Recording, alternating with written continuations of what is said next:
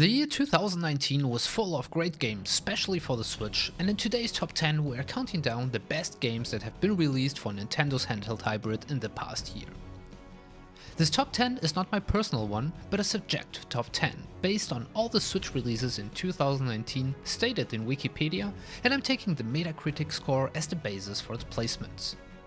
But since critics can be quite harsh, well, almost as harsh as the community itself, the ratio for the rating is 40% Metacritic and 60% the user score, which I multiplied by 10 to have a good 2-digit rating at the end. If there is a tie in the end rating, the game with the better user rating will get the higher spot in the list. I am looking forward to read your top Switch games from the past year in the comments, and if you like this video, feel free to leave a like. With all the explanations out of the way, let's start with number 10.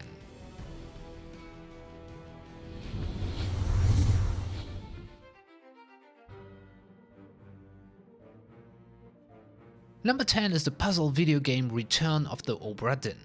It was released in October for the Switch, developed by Lucas Pope and published by 3909. With a Metacritic and user score of 86, it achieves a final rating of 86. The Return of Obra Dinn is a quite unique game, set on a ghost ship of the East India Company in the early 1800s. As a player, you need to find out why the crew and passengers of the ship have mysteriously disappeared or died.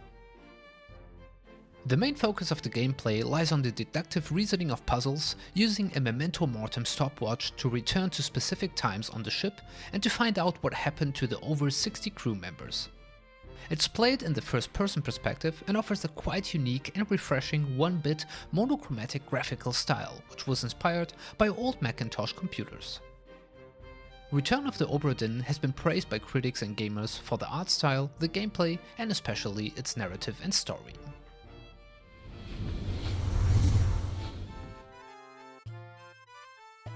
The 9th spot goes to Super Mario Maker 2. It was released in June and developed and published by Nintendo.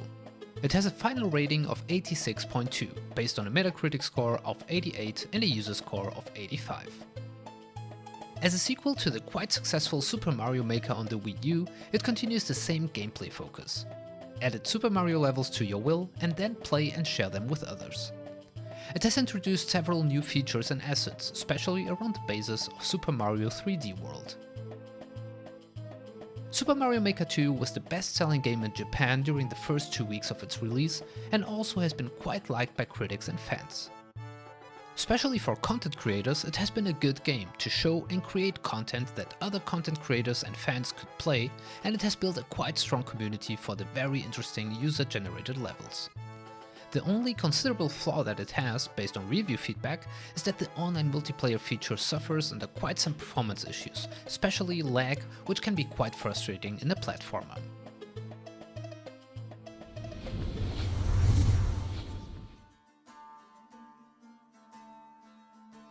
The Witcher 3 Wild Hunt Complete Edition takes the 8th spot with a final rating of 86.2. It is the same rating as Super Mario Maker 2, but it secures a higher placement since the user rating is slightly better with 87. Our Metacritic score is with 85, also pretty high, and it was released in October by Warner Bros. And the Switch port from the highly successful action RPG was done by Saber Interactive.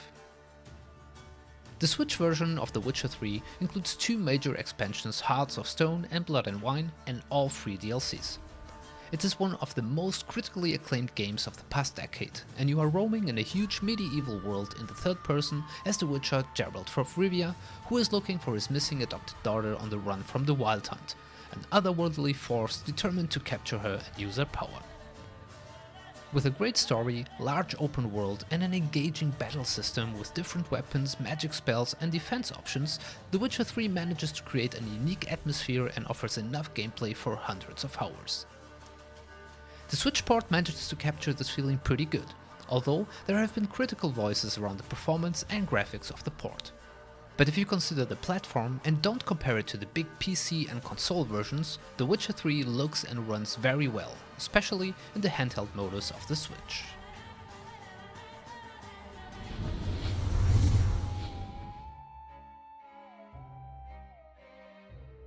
Number 7 on this list is Luigi's Mansion 3, the direct sequel to Luigi's Mansion Dark Moon, which was released in October, published by Nintendo and developed by Next Level Games. The puzzle action adventure around Luigi received a Metacritic score of 86 and a user score of 87, what summarizes to a final score of 86.6. In this game, you take the role of Mario's underrated brother Luigi and explore a haunted hotel, which incorporates different themes in each floor. The main narrative of the game is that Luigi's friends gone missing after an overnight stay at the hotel, and you need to rescue everyone from the ghosts in this haunted place.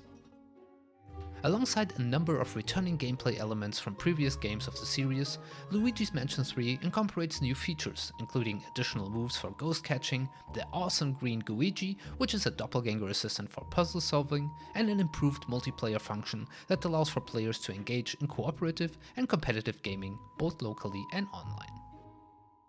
The game received generally favorable reviews from critics and won or was nominated for several awards in 2019.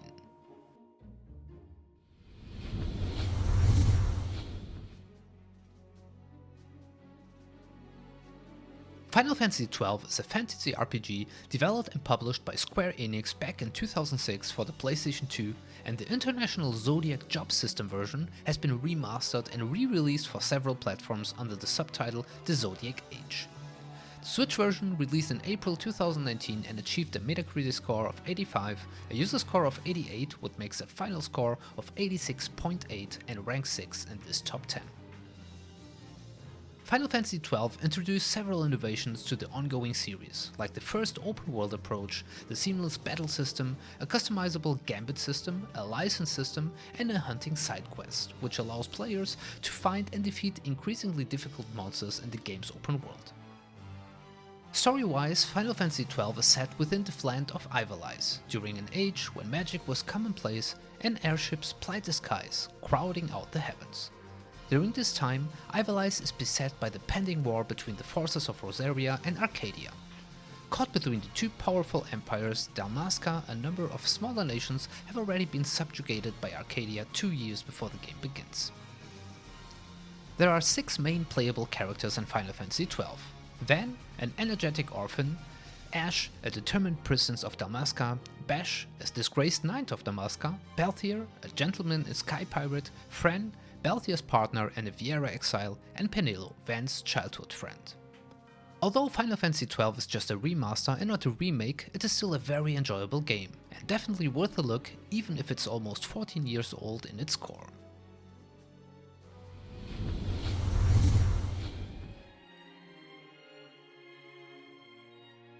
The golden middle of this list is taken by a game that has split critics and fans. Dragon Quest XI S Echoes of an Elusive Age Definitive Edition is the number 5. Developed by Square Enix and published by Nintendo for the Switch, Dragon Quest XI secures its rank with a Metacritic score of unbelievable 91, a user score of 85, and therefore a final rating of 87.4. As a JRPG as traditional as it can get, Dragon Quest XI was first released in 2018 in the West, being ported this year to the Switch with an enhanced version. This new version offers in addition Japanese voice acting, a 16-bit graphical mode which was adapted from the 3DS version, an optional orchestral music, and expanded plot elements.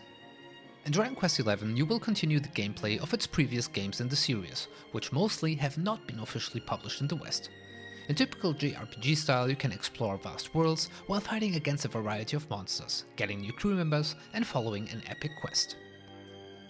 In this iteration, the game is set in the world of Erdrea, and as players, we take over the role of the main character, the Luminari. I won't cover more of the story, since this is one of the key elements of Dragon Quest XI, but you will meet a lot of interesting characters and friends and foes while creating a group to save the world of Erdrea. Since Dragon Quest XI is a very typical, almost stereotyped JRPG, it has also some negative critics, which think the game offers not enough innovation and keeps things too traditional. But if you are looking for a solid, fun, and established JRPG franchise, Dragon Quest XI is one of the best options in the genre that you can find.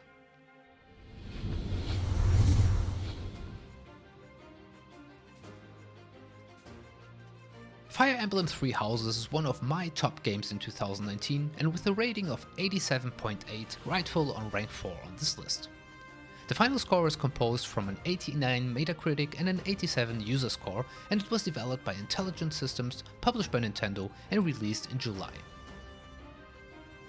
Fire Emblem Three Houses stays true to the Fire Emblem franchise and is a tactical role-playing game in which the player controls the main protagonist, either a male or female, and starts teaching at the Garreg Mach Monastery.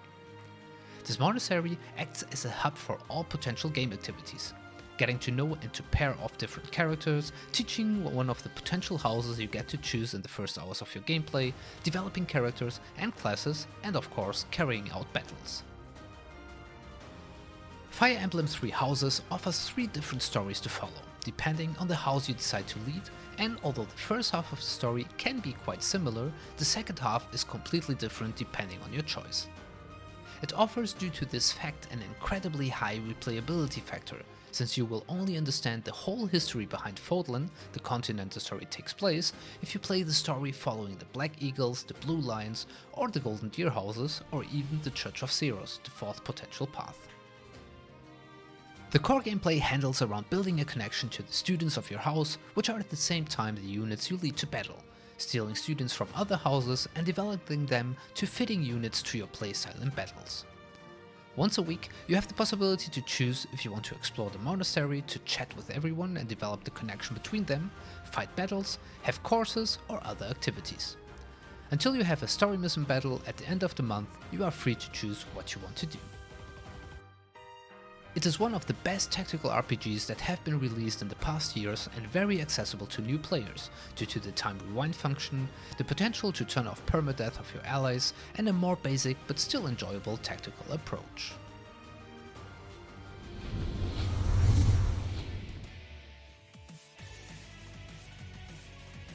Number 3 is Astral Chain, an action-adventure hack-and-slash video game developed by Platinum Games and published by Nintendo. It was released in August and achieved a Metacritic score of 87, a user score of 89, and therefore a final rating of 88.2. In Astral Chain, the player assumes the role of a detective from the Neuron Special Police Task Force, who is tasked to solve cases and investigate several incidents. The main gameplay mechanics involve around exploring the world, questioning non-playable characters, and examining evidence and logic puzzles that will lead to the investigation to progress. But since it is still a Platinum game, a big focus lies in the real-time action combat, and for this, the player has access to legions, a summoned entity which is bound to the character by a chain. There are different legions which can be acquired during the game, and all offer different abilities and weapons. These abilities are not only important for the different fighting styles, but also for the puzzle-solving elements in Astral Chain.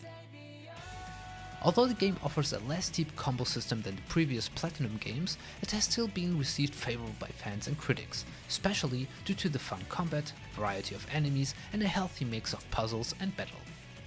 Negative voices criticized the silent protagonist, and there was even a review bombing briefly after the release on Metacritic, but just because this game is a Switch exclusive.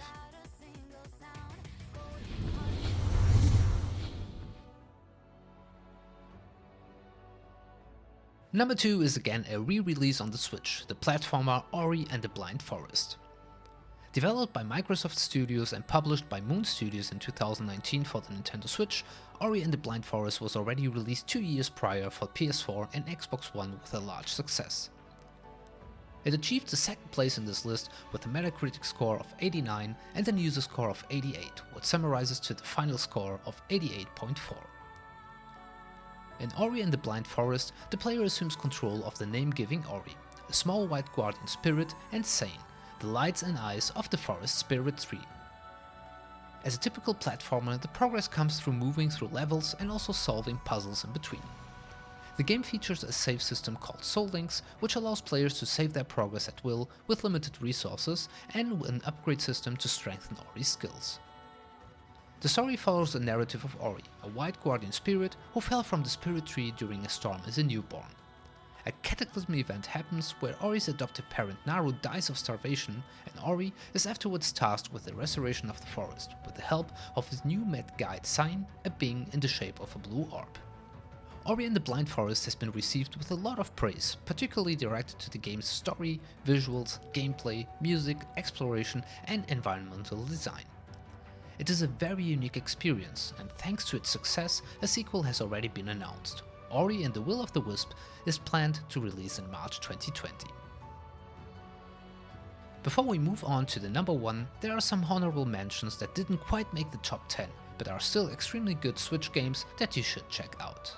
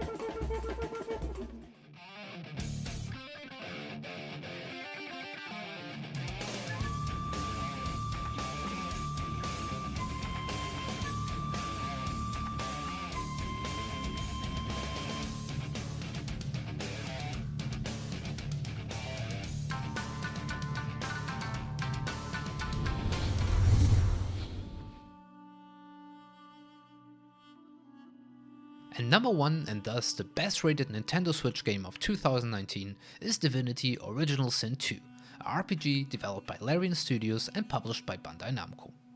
Divinity Original Sin 2 was released in September and received a Metacritic score of 93, a user score of 88, and averages at a final rating of 90.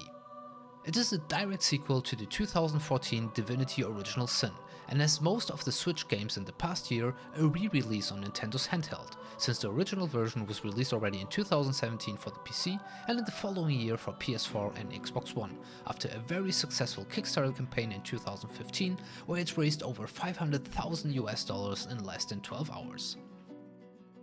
In Divinity Original Sin 2, the player can choose between a preset character from the game with original backstories or create a custom one and choose an origin story to enter the fantasy world of Rivellon, centuries after the first Divinity game.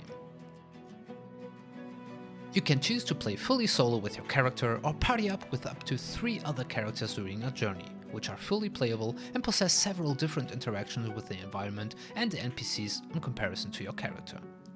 There are 14 different classes available and a huge amount of skills to choose from, and the game itself offers you a sandbox to play with how you like.